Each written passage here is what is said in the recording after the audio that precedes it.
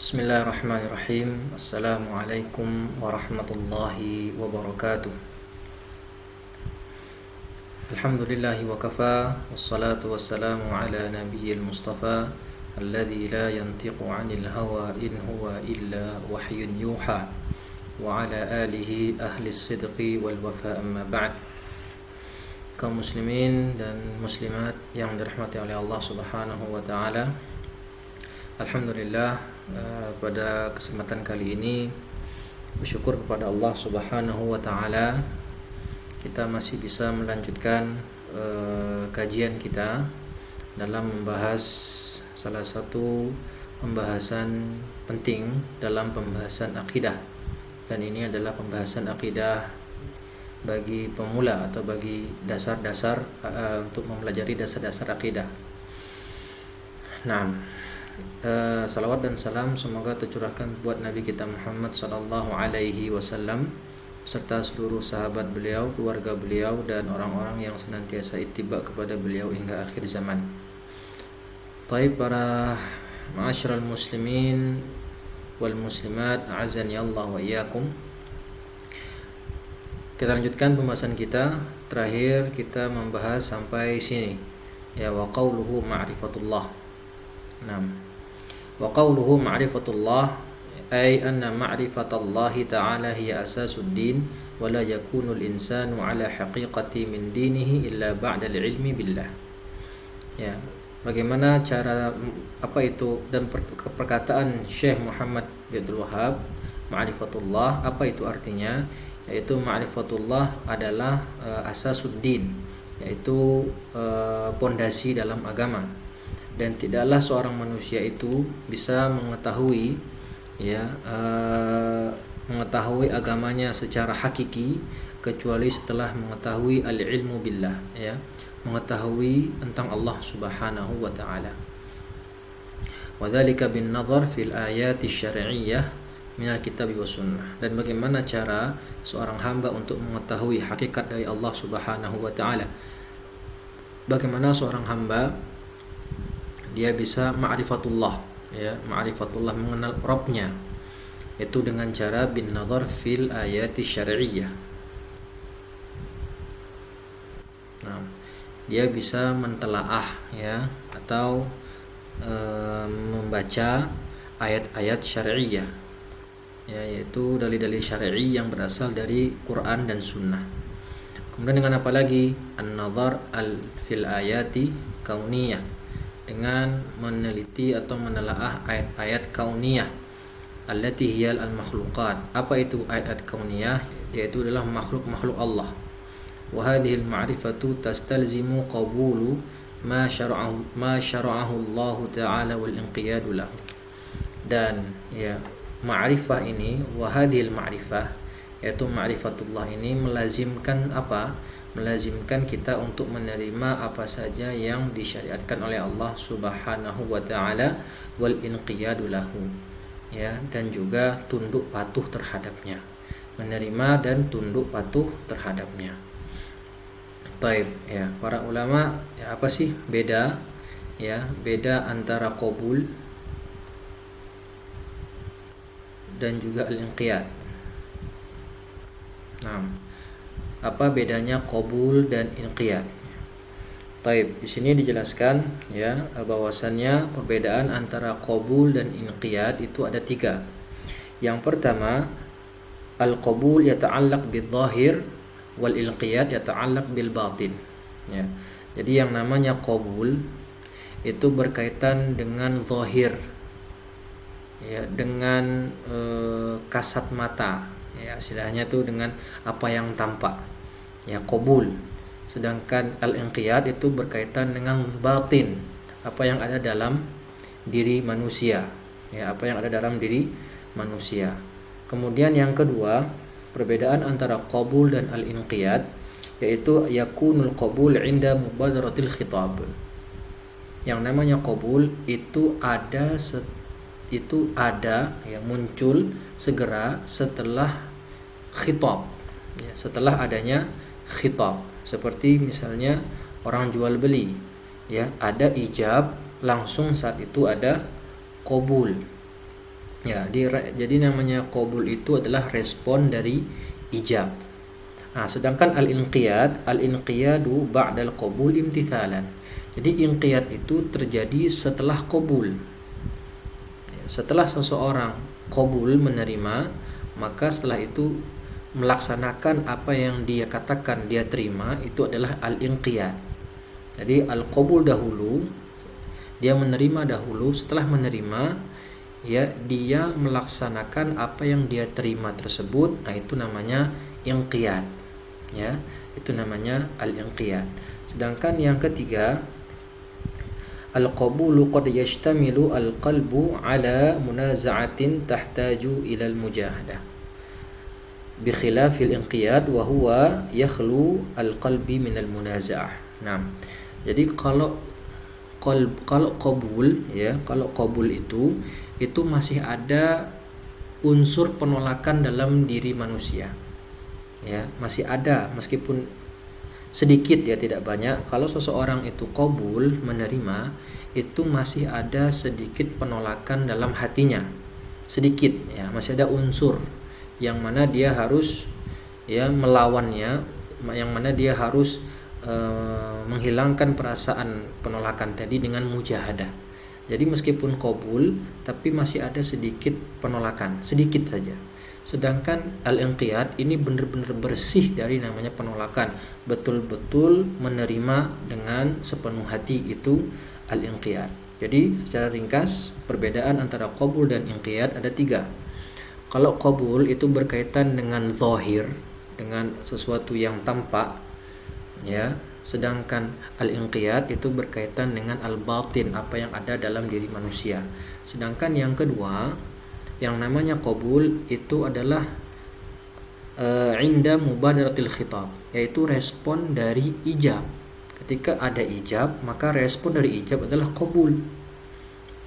Ya, sedangkan yang namanya al-inqiyad itu adalah ba'dal qabul imtithalan. Jadi yakunul inqiyad ba'dal qabul, setelah qabul baru al-inqiyad. Dia menerima, maka setelah itu dia melaksanakan apa yang dia terima, itu namanya inqiyad. Sedangkan yang ketiga, perbedaan antara qabul dan inqiyad, yaitu kalau qabul masih mengandung sedikit unsur penolakan yang dia harus menghilangkannya dengan mujahadah. Ya, tahtaju ilal mujahadah. Sedangkan yang namanya al-inqiyad betul-betul bersih dari namanya penolakan, betul-betul bersih dari unsur penolakan. Taib. Itu yang pertama. Yang kedua, ma'rifatu nabihi, mengetahui nabinya. Ya, apa maksudnya?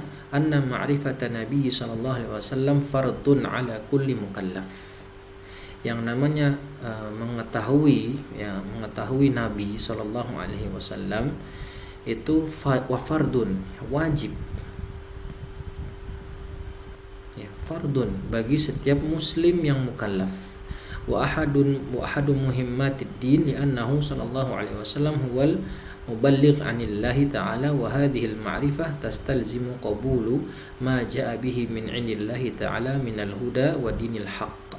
Wa sayati insyaallah ta'ala tafsilu dzalika fi mahalli. Jadi mengetahui nabi kita, mengenali nabi kita ya, itu hukumnya fardu ain malah bagi setiap muslim yang mukallaf, yang sudah baligh, aqil, berakal.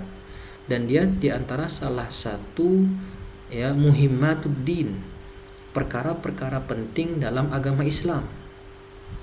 Ya, bagaimana mungkin orang bisa berislam dengan baik tetapi dia tidak mengenali nabinya?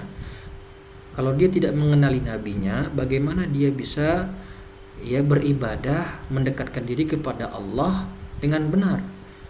Padahal semua tata cara ibadah, tata cara taqarrub itu semua bersumber dan diajarkan oleh Nabi sallallahu alaihi wasallam. Jadi nggak mungkin orang tadi bisa beragama Islam dengan baik tanpa mengetahui, mengenali nabinya sallallahu alaihi wasallam. Karena dia nabi itu adalah muballigh, ya, penyampai risalah dari Allah Subhanahu wa taala.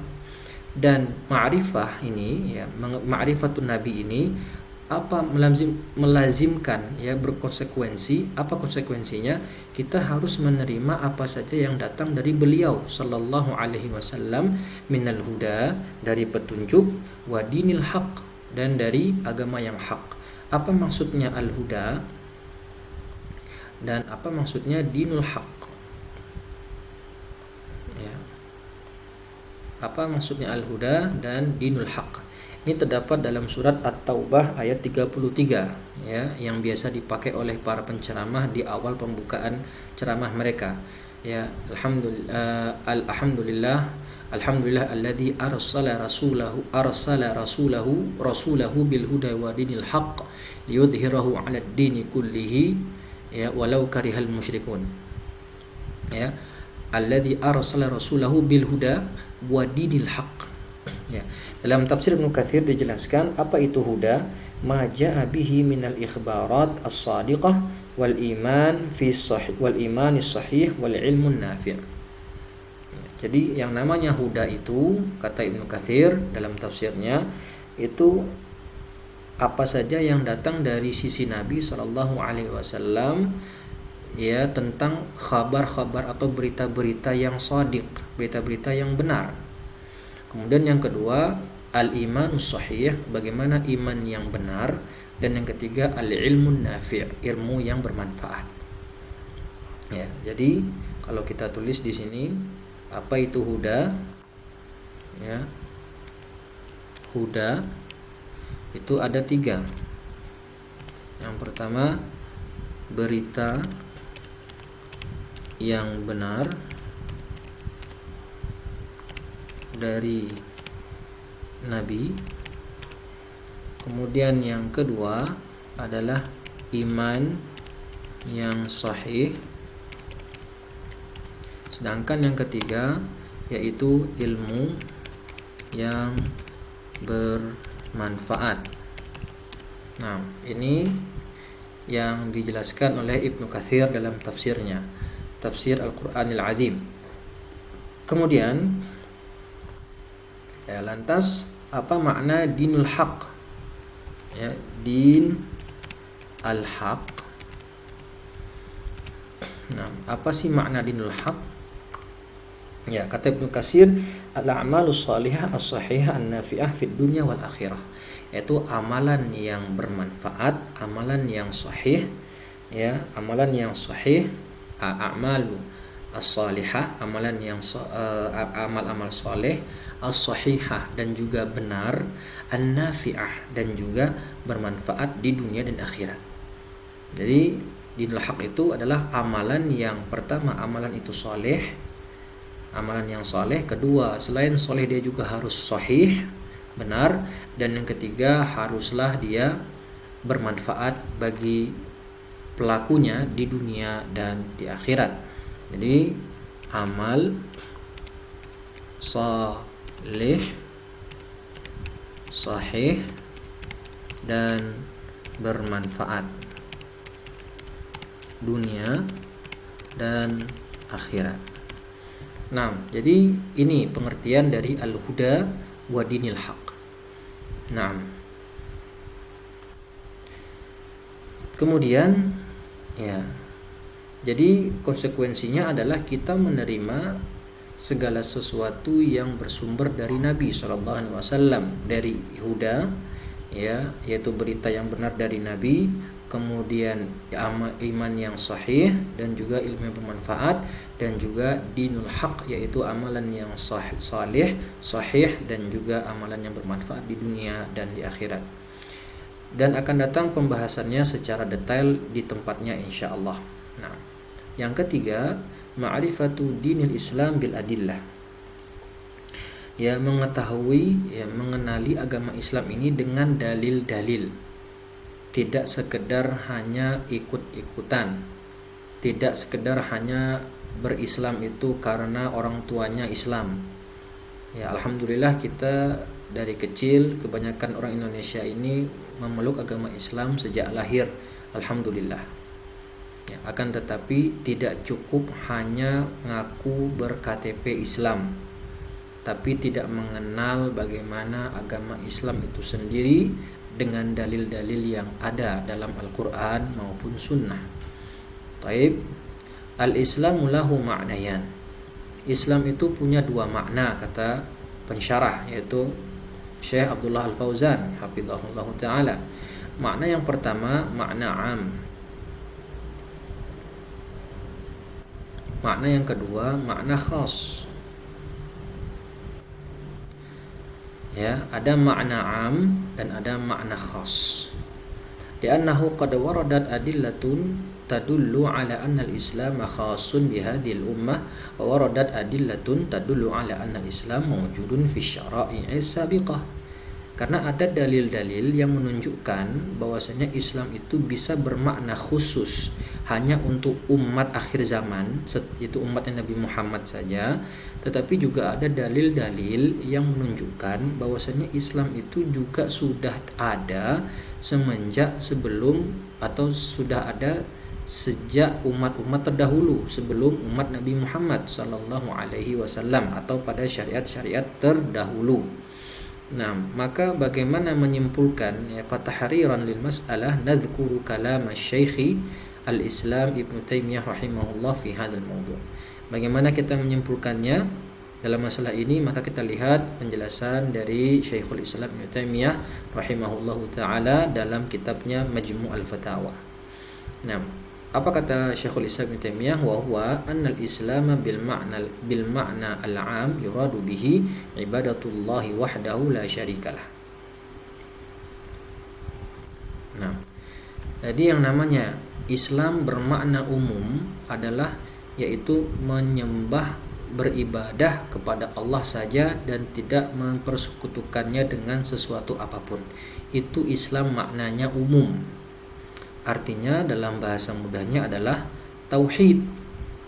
Ya, artinya kalau bahasa gampangnya adalah bertauhid.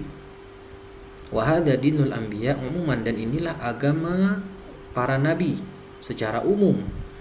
Nabi-nabi terdahulu semenjak Nabi Nuh alaihissalam, ya, karena Nabi Nuh, di zaman Nabi Nuh lah pertama kali terjadi kesyirikan karena banyak manusia yang menyembah patung-patung orang soleh tatkala itu. Sejak zaman Nabi Nuh alaihissalam, para nabi tadi itu mengajak manusia untuk menyembah Allah saja dan tidak mempersekutukannya dengan apapun juga. Nah, ini maksud makna Islam secara umum. Qala Allah azza wa jalla 'anit Taurati wa anbiya'i bani Israil. Allah berfirman tentang Taurat dan nabi-nabi Bani Israel. Yahkumu bihan nabiyyuna alladzina aslamu. Ya, para nabi-nabi tersebut ya berhukum biha dengan Taurat, alladzina aslamu, ya, dan nabi-nabi tadi adalah orang-orang yang Islam. Ya, fa wasafa Allah subhanahu wa ta'ala anbiya'a Bani Israel bil islami mimma yadullu ala anna al-islam laysa khassan bi hadhihi al-ummati bal huwa 'amun. Di sini Allah menjelaskan, Allah mensifati nabi-nabi Bani Israel itu dengan Islam, alladzina aslamu. Ya, yahkumu bihan nabiyyun, para nabi Bani Israel tadi ya adalah alladzina aslamu, orang-orang yang muslim, berislam. Ya, mimma yadullu ala anna al-islam laisa khas. Ini menunjukkan bahwasanya Islam tidak hanya khusus untuk umat ini saja, tetapi dia berlaku untuk umat manusia, umat nabi-nabi secara umum. Wa dzakara Allah ta'ala an Musa alaihi salam annahu qala liqaumihi in kuntum amantum billahi fa alaihi tawakkalu in kuntum muslimun. Nah, begitu juga Allah ketika menyebutkan kisah tentang Nabi Musa, tatkala Musa berkata kepada kaumnya, jika kalian beriman, amantum billah, ya, in kuntum amantum billah, jika kalian beriman kepada Allah, maka kalian wajib bertawakal kepadanya, in kuntum muslimin, jika kalian adalah orang-orang muslim. Nah, di sini ada lagi kata muslim, in kuntum muslimin, di sini alladzina aslamu. Ya, jadi Allah mensifati Nabi Bani Israel dengan kata Islam. Begitu juga kisah Nabi Musa ketika berkata sama kaumnya, menyebutkan in kuntum muslimin, jika kalian orang-orang muslim. Kemudian berkata juga Allah berfirman tentang Nabi Yakub, ya, anak-anaknya Yakub alaihissalam. qalu na'budu ilahaka wa ilaha abaika Ibrahim wa Ismail wa Ishaq ilahan wahida wa nahnu lahu muslimun. Ya, para anak-anaknya Yakub tadi berkata, kami beriman kepada Rabbmu, kepada ilahmu, dan ilahnya atau Rabb bapakmu Ibrahim dan Ismail dan Ishaq ilahan wahida, yaitu ilah yang satu, Tuhan yang satu, ya, Rabb yang satu, wa nahnu lahu muslimun, dan kami kepadanya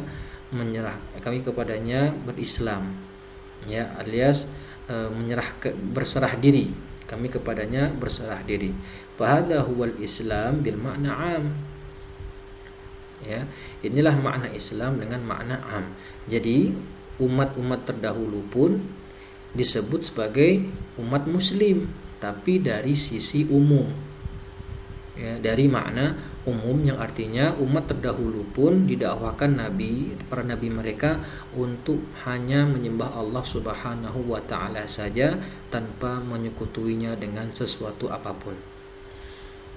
Ammal Islam bi makna khas. Nah, sedangkan Islam dengan makna khusus, apa itu? Fayuradu bihi ad-din alladhi ba'athallahu nabiyahu Muhammadan sallallahu alaihi wasallam wa ja'alahu khatimatal adyan. Ya, la yuqbalu min ahadin dina siwahu. Qala ta'ala wa man yabtaghi ghairal islami dina falan yuqbala minhu wa huwa fil akhirati minal khasirin. Wa qala ta'ala al-yawma akmaltu lakum dinakum wa atmamtu alaykum ni'mati wa raditu lakumul islam dina. Fa hadhihi al-ayah tufidu anna Allah ta'ala irtada li hadhihi al-ummah al-islam dinan fa yufassiru bil ma'na al-khas. Nah, ada juga dalil yang menunjukkan kalau bahwasannya Islam itu bermakna khas. Apa itu Islam bermakna khas? Adalah Islam yang agama yang diutus, yang karenanya Allah Subhanahu wa taala mengutus Nabi Muhammad sallallahu alaihi wasallam, yaitu agama syariat yang dibawa oleh Nabi sallallahu alaihi wasallam, dan Allah jadikan agama Islam yang dibawakan oleh Nabi Muhammad adalah penutup agama-agama yang ada atau penutup syariat-syariat yang ada sebelumnya, dan tidaklah diterima dari seorang pun juga agama selain Islam.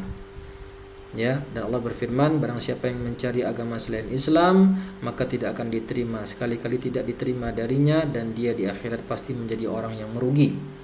Dan juga firman Allah Ta'ala, hari ini aku sempurnakan agamaku, aku sempurnakan bagi kalian agama kalian, dan aku sempurnakan nikmatku kepada kalian, dan aku ridha atas kalian Islam menjadi agama kalian. Nah, baik, ya, kalau dibaca di kitab tafsir Ibnu Katsir, ayat ini turun pada hari Jumat, ya, pada hari Arafah.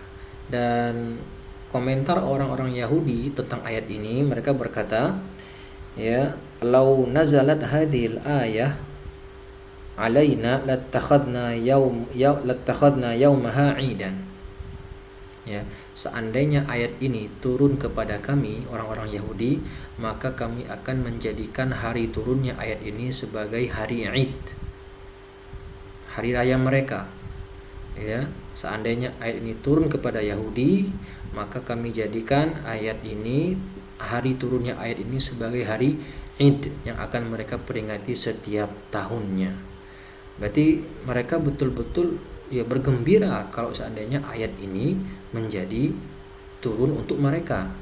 Tetapi ayat ini turun untuk kita, umat muslim, ya, tidakkah kita harusnya lebih bergembira lagi, lebih bersyukur lagi kita, ya, sekarang ini diberikan hidayah iman dan hidayah Islam.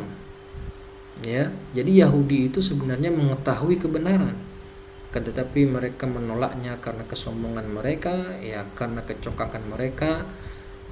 Makanya mereka dikatakan sebagai maghdub dalam surah Al-Fatihah, ghairil maghdubi alaihim. Kenapa maghdub? Karena orang Yahudi itu mengetahui kebenaran tetapi meninggalkannya karena sombong dan dengki. Taib, ya.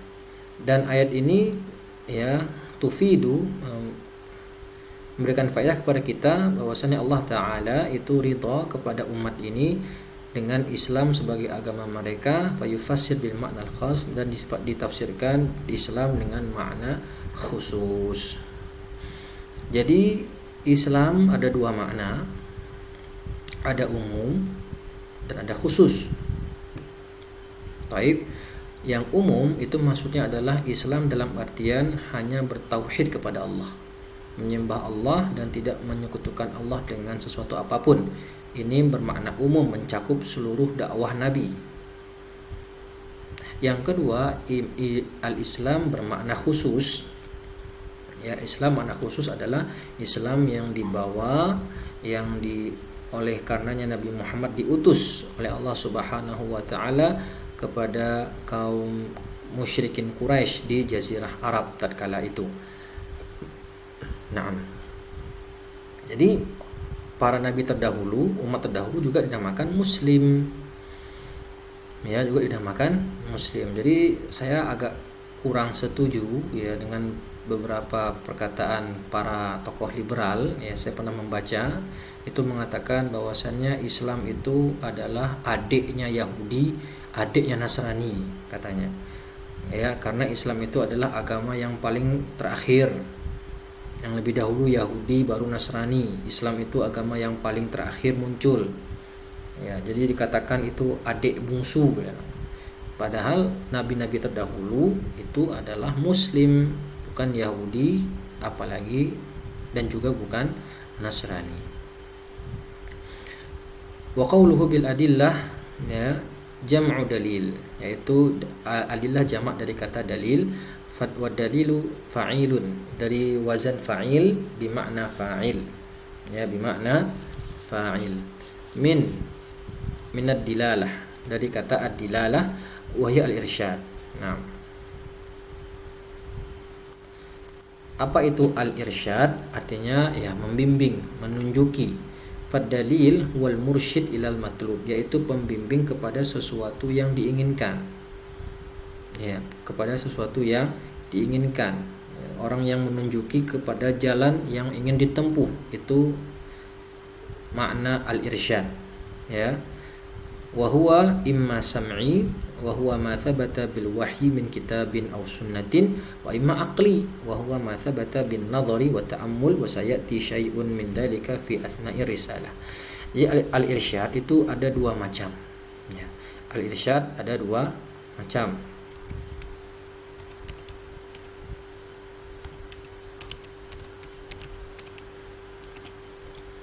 Pertama sam'i, kemudian yang kedua bermakna aqli.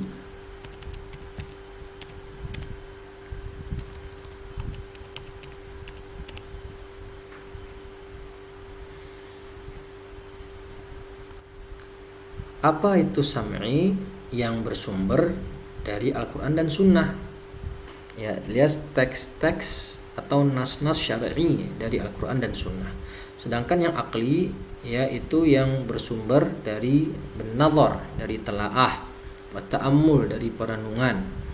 Ya, dan akan datang pembahasannya insyaallah dalam tengah-tengah risalah dalam pembahasan kitab ini. Wa fi kalami Syekh rahimahullah isyaratun ila anna taqlid la yanfa'u fi babil aqaid. Jadi Syekh Muhammad Abdul Wahhab ketika mengatakan ma'rifatu dinil Islam bil adillah, itu menjelaskan sama kita bahwasannya berislam itu tidak bisa hanya mengandalkan taklid. Anna taklid la yanfa' fi babil aqaid, tidak bermanfaat dalam pembahasan akidah. Jadi berislam, berakidah Islam itu tidak cukup hanya dengan ikut-ikutan.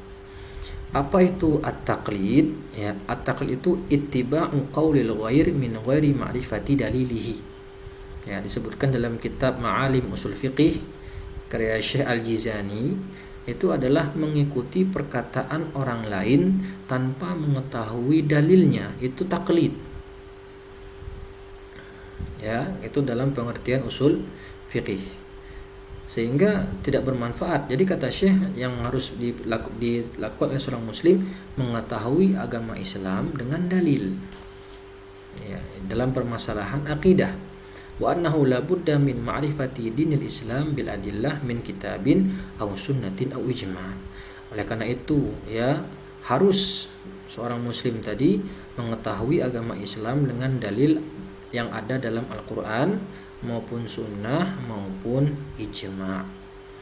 Nah, jadi Islam yang kita peluk ini tidak hanya sekedar Islam KTP, tapi mestinya kita harus mempelajari Islam itu dan mengetahui bagaimana berislam itu dengan dalil-dalil yang ada. Makanya Allah turunkan kepada kita Al-Quran, ya, dan mengutus kepada kita Nabi. Nabi tadi mengeluarkan sabda-sabdanya sehingga bertebarlah hadis-hadis Nabi yang sudah dikumpulkan oleh para ulama di zaman lampau dalam kitab-kitab yang ada. Kita sekarang tinggal mempelajarinya, membacanya, menghafalnya, ya. Tugas kita seharusnya lebih ringan daripada tugas para ulama terdahulu.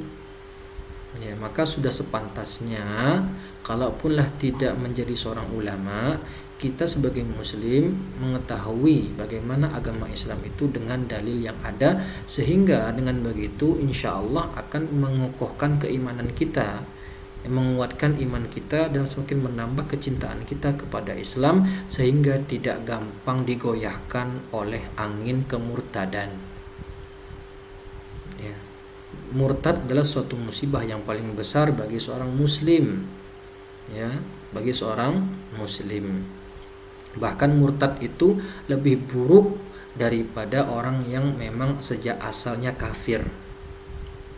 Ya, murtad itu lebih buruk daripada orang kafir asli, wal iyadu billah. Baik. Wa qaulul musannif rahimahullah, ya, Syekh berkata, Syekh Muhammad bin Wahab, ats-tsaniyah al-amalu bihi. Jadi pertama tadi, ya, yang buatkan kata di awal, i'lam rahimakallah annahu yajibu alaina ta'allumu arba'i masaila.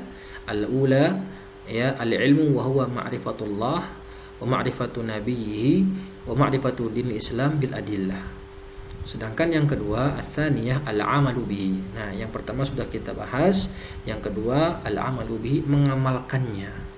Setelah kita mengetahui bagaimana itu ma'rifatullah, bagaimana ma'rifatu nabiyhi, bagaimana ma'rifatu dinil Islam bil adillah, maka sekarang harus kita amalkan. Al-amalu bil ilm, ya, beramal dengan ilmu. Di anna al-ilma la yutlabu illa lil amal. Ilmu itu tidaklah dipelajari, tidaklah dituntut kecuali untuk beramal. Jadi ilmu itu sebagai wasilah untuk kita beramal. Buat apa ilmu kita pelajari berpuluh-puluh tahun, ya, sampai profesor, tetapi ilmu itu tidak kita amalkan. Wa dzalika bi an yatahawwal al-ilmu ila sulukin waqi'iyyin yadhharu ala fikril insani wa tasarrufihi. Yang mana ilmu tersebut, ya, merubah suluk manusia, merubah suluk manusia atau perilaku, tingkah laku manusia tadi yang tampak pada cara pandangnya dan cara bergaulnya. Jadi maksudnya gini, ilmu yang telah dipelajari tadi itu harusnya membekas kepada diri seorang muslim, membekas pada diri seorang muslim. Itu menunjukkan ilmunya tadi bermanfaat. Yang awalnya dia orangnya malas-malasan untuk beribadah, ketika sudah belajar agama, maka akan timbul apa? Semangat dalam beribadah, semangat dalam berbuat baik, ya, semangat dalam bersedekah dan yang lain sebagainya. Kemudian merubah cara pikir, cara pandang, world view kalau bahasa orang-orang INSIS, ya, pakar pemikiran Islam, ya, para pakar pemikir Islam itu mengatakan ilmu Islam yang dipelajari itu harusnya merubah cara pandang kita sebagai seorang muslim. Jangan cara pandang kita ngikut orang barat. Contohnya apa? Cara pikir barat itu apa? Time is money. Waktu adalah uang. Ini cara pikir barat, yang mana semua segala sesuatu tadi dinilai dengan uang,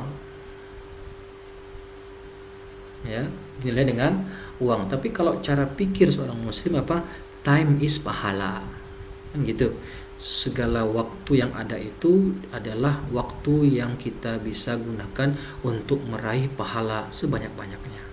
Kenapa? Karena nanti yang akan kita bawa ke alam barzah, yang akan kita bawa mati bukan duit, bukan harta, akan tetapi yang kita bawa adalah amal soleh kita. Dan itulah nanti yang akan ditimbang di yaumul hisab. Amal soleh kita, harta itu tidak akan bermanfaat lagi. Ma la yanfa'u malun wala banun illa man ata biqalbin salim. Dan nanti pada hari kiamat itu tidak lagi bermanfaat namanya harta dan juga anak-anak. Taib. Jadi yang dicari adalah time is pahala. Waktu itu digunakan sebaik mungkin untuk meraih pahala, meskipun pahala yang paling kecil sekalipun. Ya, mencari pahala meskipun pahala yang kecil sekalipun. Jadi muslim itu haus akan mengejar pahala, ya, untuk nanti menghadap sebagai bekal dia di alam kubur dan menghadap Allah di hari pengadilan kelak. Nah, ya, wa qad waradat an-nusus syar'iyyah fi wujub ittiba'il ilmi bil amal, dan telah ada ya nas-nas syar'i yang menjelaskan wajibnya mengikuti ilmu dengan amal. Jadi orang sudah punya ilmu wajib beramal dengan ilmu tadi. Wa dhuhuru athari ilmi ala talibihi, dan menampakkan bekas ilmu itu terhadap para pencarinya. Jadi talibul ilmi ketika dia belajar harusnya ilmu tadi berdampak, berbekas pada dirinya, merubah cara pandangnya sebagai seorang muslim, merubah kelakuannya dari buruk menjadi baik, ya, merubah hatinya dari kasar menjadi lembut dan seterusnya.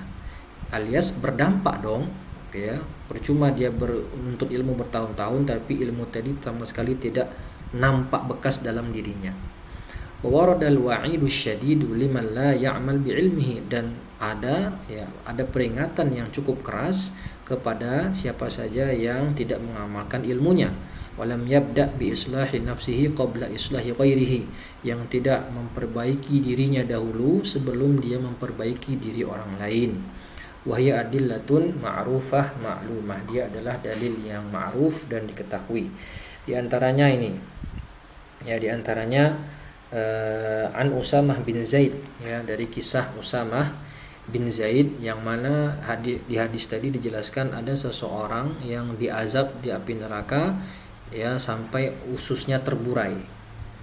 Kemudian dikatakan kenapa dia diazab padahal dia selama di dunia itu senang melakukan amar ma'ruf nahi mungkar. Maka si laki-laki yang diazab tadi berkata, kuntu amurukum bil ma'ruf wala atihi wa anhaakum 'anil munkar wa atihi. Dahulu aku selama di dunia memang aku mengajak kalian kepada perkara ma'ruf dan melarang kalian kepada perkara mungkar. Akan tetapi aku ketika menyuruh kalian untuk melakukan amal ma'ruf sedangkan aku tidak melakukannya. Dan aku larang kalian untuk melakukan perkara yang mungkar tapi aku malah mendatanginya. Naam. Ya, ini kan sesuai dari firman Allah Subhanahu wa taala, kabura maqtan 'indallahi an taqulu ma la taf'alun atamuruna an-nasa bil birri wa tansawna anfusakum wa antum tatlunal kitab afala taqilun, kata Allah. Allah itu sangat murka, kabura maqtan, sangat murka kepada orang yang tidak mengamalkan apa yang dia ucapkan. Ini termasuk ancaman bagi para ustadz atau para dai, termasuk diri saya sendiri. Semoga Allah Subhanahu wa taala senantiasa memberikan saya taufik dan antum juga semuanya untuk mengamalkan apa yang telah kita nasihatkan kepada orang lain. Ya, yang penting kita berazam untuk mengamalkannya bismillah sesuai kemampuan kita. Yang namanya manusia tidak ada yang sempurna. Kalau dikatakan nggak boleh kita menghakimi orang kecuali kalau kita sempurna, maka manusia setelah Nabi Muhammad tidak ada yang sempurna. Bahkan manusia sekelas Abu Bakar pun tidak sempurna kecuali Nabi yang tidak ada dosa. Ya, kalau begitu bagaimana kalau memang syaratnya harus sempurna, tidak ada dosa seperti para nabi, maka tentu amar ma'ruf nahi mungkar sudah terputus sejak Nabi Muhammad wafat, kan tidak. Seorang muslim adalah seseorang yang ketika berbuat salah dia segera bertobat, dinasehati dia menerima dan segera memperbaiki diri. Sedangkan kalau iblis itu ketika dia salah tapi dia malah bangga dan sombong akan kesalahannya. Taib, itulah manusia. Nabi Adam ketika bersalah melanggar peraturan Allah untuk memakan buah yang terlarang, Nabi Adam alaihissalam justru bersujud, bersimpuh meminta ampun sama Allah. Rabbana zalamna anfusana wa illam taghfir lana wa tarhamna lanakunanna minal khasirin, kata Nabi Adam. Kalau iblis malah minta untuk dipanjangkan umurnya. Ya udahlah melanggar, kemudian minta dipanjangkan umurnya dan bersumpah untuk menyesatkan anak cucu Adam. Ini kan iblis. Ya, sudahlah salah, congkak lagi, sombong dengan kesalahannya. Taib. Nah, kemudian kata Ibnu Mas'ud juga tentang ancaman atau celaan bagi orang yang tidak mengamalkan ilmunya. Man ta'allama ilman lam ya'mal bihi lam yazidhu illa kibran. Barang siapa yang belajar tapi tidak mengamalkan ilmunya, maka tidaklah bertambah kepada dirinya kecuali kesombongan. Taib. Wa ma ahsana qaulul Fudail bin Iyad rahimahullah, la yazalu al-alimu jahilan hatta ya'mal bi'ilmihi fa idza 'amila bihi sara 'aliman. Dan betapa indahnya perkataan dari Fudail bin Iyad yang mengatakan tidaklah seorang alim tadi senantiasa dia dalam kejahilan sampai dia mengamalkan ilmu yang telah dia dapat, mengamalkan ilmunya. Jika dia telah mengamalkan ilmunya, maka baru dia menjadi orang alim. Jadi orang yang alim itu adalah orang yang mengamalkan ilmu yang telah dia pelajari. Kalau dia sudah kuliah bertahun-tahun, sudah sampai S3 dan dia tidak mengamalkan ilmunya, dia sama saja seperti orang awam yang tidak pernah sekolah. Ya, wa hadza kalam daqiq, ini perkataan yang dalam. Li'annahu idza kana 'indahu 'ilmun walakinnahu la ya'mal bihadzal 'ilmi fa huwa jahil. Karena kalau dia mempunyai ilmu dan dia tetapi tidak mengamalkan ilmu yang dia dapat, maka dia dikatakan jahil, bodoh. Li'annahu laisa bainahu wa bainal jahil farqun idza kana 'indahu 'ilmun walakinnahu la ya'mal bihi. Kenapa? Karena dia enggak ada beda dengan orang jahil. Orang jahil nggak punya ilmu, nggak bisa mengamalkan. Sedangkan orang yang sudah berilmu nggak mengamalkan. Apa bedanya dengan orang jahil kalau begitu? Taib. Fala yakunul alim aliman haqqan illa idza amila bima alima. Dan tidaklah dikatakan orang alim tadi itu berilmu, ya, dikatakan sebagai orang alim kecuali dia mengamalkan ilmu yang telah dia dapatkan. Thumma innal amala idafatun ila annahu hujjatun lil insan fa huwa aidan min asbabi thabatil ilmi wa waqa'ihi. Nah, kemudian tambahan, selain dikatakan orang yang alim hakiki, orang yang benar-benar berilmu itu adalah orang yang mengamalkan ilmunya, juga orang yang berilmu tadi, ya, ketika dia mengamalkan ilmunya itu akan memperkuat ilmu yang telah dia dapat. Ya, thabatul min asbabi thabatil ilmi waqa'i. Karena sering mengamalkan ilmu yang dia dapatkan, maka ilmu tadi akan menetap dan menguat dalam otaknya, susah untuk hilang. Ya, contoh saja Al-Fatihah, yang gampang saja Al-Fatihah.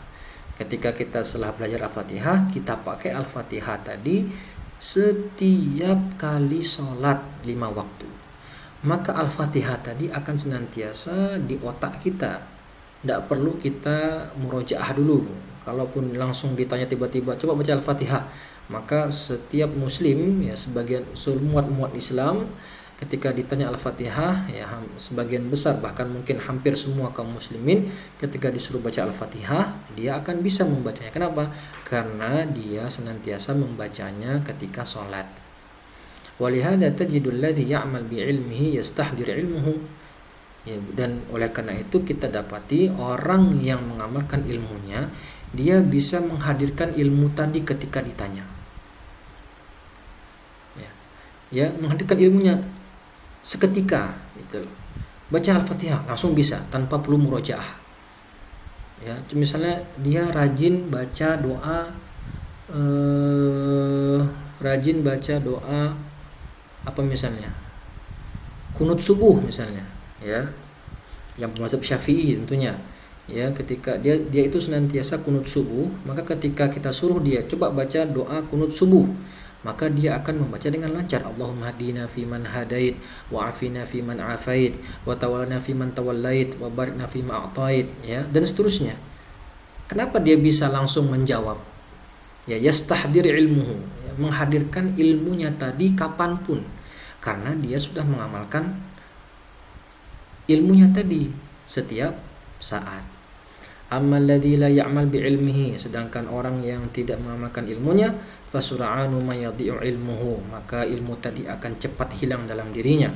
Qala ba'du salaf kunna nasta'inu ala hifdzil hadits bil amali bihi. Ya, sebagian salaf ya mengatakan kami itu ya membantu, kami itu ya metode kami dalam menghafal hadis itu kami membantunya dengan mengamalkannya.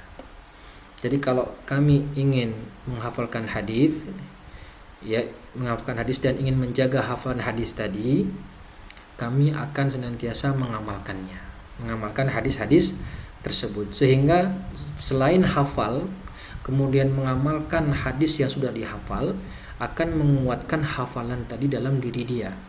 Karena dia sudah hafal dan mengamalkan hadis tadi, dia tahu hadis ini untuk diamalkan demikian, hadis ini diamalkan untuk demikian, maka hadis tadi akan menguat, ya, membekas dan susah untuk hilang dalam dirinya. Adif ila hadza ma qalahu ba'du ahli ilmi. Kita tambahkan apa yang dikatakan oleh sebagian ahli ilmi, man amila bima alima awrathahu Allahu ilma ma lam ya'lam. Wa man lam ya'mal bima alima aw syakallahu an yaslibahu ma alima. Ya, barang siapa yang mengamalkan ilmunya, maka Allah akan mewariskan kepadanya ilmu yang tidak dia ketahui, ya, ilmu yang belum dia ketahui. Dan barang siapa yang tidak mengamalkan ilmunya, maka Allah akan mencabut ilmu itu darinya. Ya, maka Allah akan mencabut ilmu itu darinya. Wa hadha yadhkuruhu ba'dhum ala annahu hadits. Sebagian mereka, ya sebagian para ahli ilmu mengatakan perkataan ini adalah hadis. Wa hadha laisa bisahih. Sejatinya ini bukan hadis. Innama hiya ibaratun ma'thuratun dzakaraha Syekhul Islam rahimahullahu taala. Tapi ini adalah sebuah ungkapan yang ma'thur, ya, ungkapan yang membekas, ya, kalimat-kalimat untaian hikmah lah gitu, ya, dari Syekhul Islam Ibnu Taimiyah. Wa ma'na awrathahu Allahu ilma ma lam ya'lam, dan maksud dari Allah akan memberikan kepadanya atau mewariskan kepadanya ilmu apa yang belum dia ketahui, yaitu zadahu imanan wa nawwara basiratahu wa fataha alaihi minal ulumi anwa'an wa furu'an. Allah akan menambah keimanannya dan akan menambah pengetahuannya, ya, wa nawwara, menyinari basiratahu, menyinari pengetahuannya, basirahnya, ya, dan akan membukakan untuknya pintu-pintu ilmu, ya, membukakan pintunya ilmu-ilmu yang lain yang berbagai macam dan berbagai cabang-cabang, ya, akan menambahkan kepadanya iman, ya, kemudian menguatkan, menyinari basirahnya, dan membukakan baginya pintu-pintu ilmu yang lain dari berbagai macam dan berbagai cabang. Walihada tajidul alimu al-amila bizdiyad, ya, wa yubarikullahu fi waqtihi wa ilmihi. Oleh karena itu kita jumpai seorang alim yang mengamalkan ilmunya senantiasa akan bertambah dan bertambah iman dan ilmunya, dan Allah memberkahi pada waktu dan amalnya.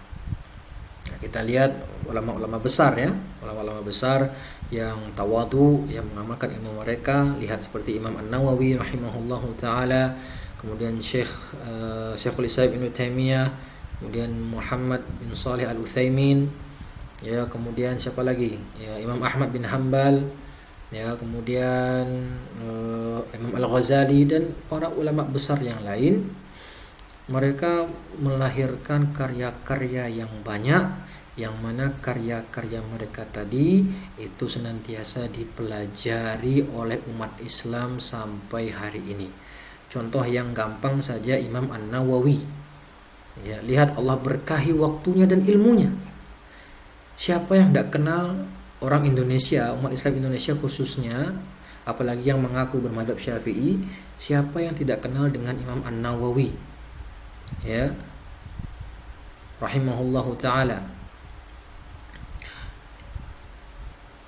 Di Indonesia ya masyhur dengan kitab namanya Hadis Arba'in An-Nawawi. Ini Hadis Arba'in An-Nawawi yang tulisan atau karya Imam An-Nawawi, dan ini pasti dibahas di setiap pesantren. Hampir seluruh pesantren di Indonesia dan apalagi di Nusantara secara umum itu dipakai, dipelajari, dan juga di negara-negara lain. Kemudian siapa yang tidak kenal dengan Riyadhus Shalihin?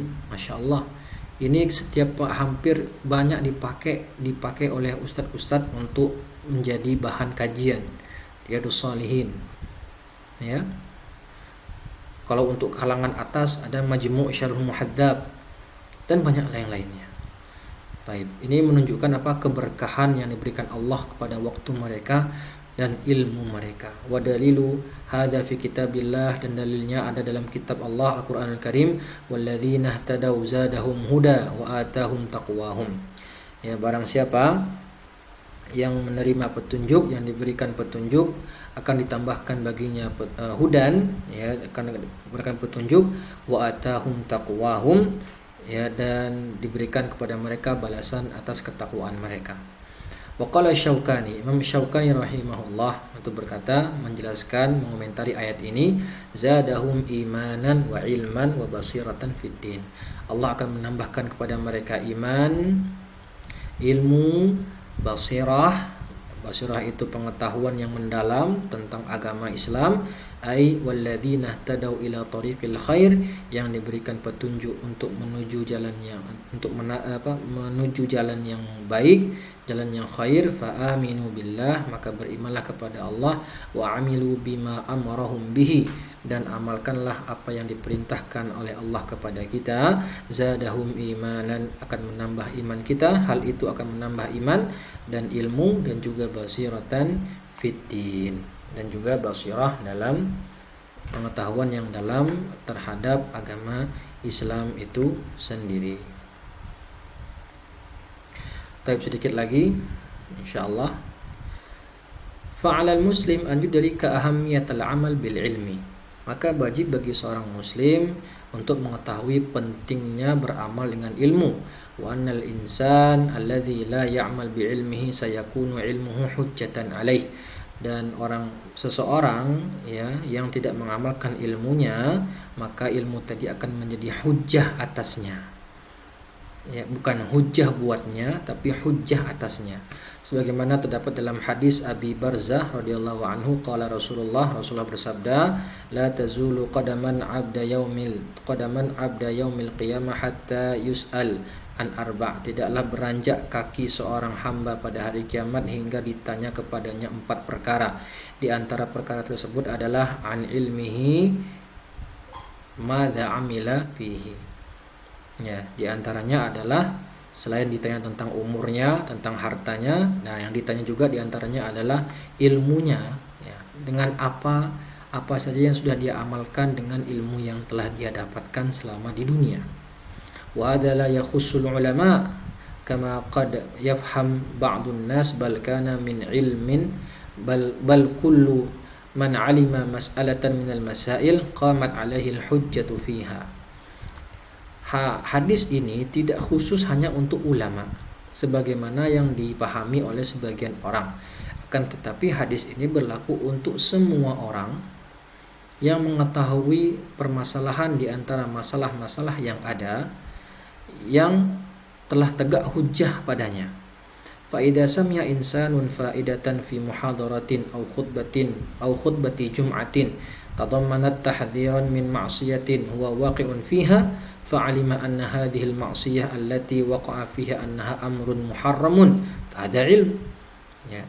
Jadi hadis tentang ini, ya, hadis yang berkaitan atau ancaman, ya, atau hadis yang berkaitan tentang wajibnya mengamalkan ilmu yang telah didapat, itu tidak khusus kepada ulama saja, tetapi kepada setiap orang yang telah mendapatkan ilmu tentang suatu masalah yang di sana telah tegak hujjah padanya. Jadi ketika ada seseorang mendapatkan faedah atau ilmu dari muhadharah, dari kultum atau dari khutbah Jumat yang mana isinya tadi berkaitan tentang tahdziran, ya, atau tahdzir, ya, ancaman atau kewaspadaan, ya, untuk menjauhi maksiat, huwa waqi'un fiha fa'alima anna hadhil ma'siyah. Nah, setelah dia mendengarkan khutbah tadi, dia mengetahui bahwasanya perkara ini, ya, adalah suatu perbuatan yang diharamkan.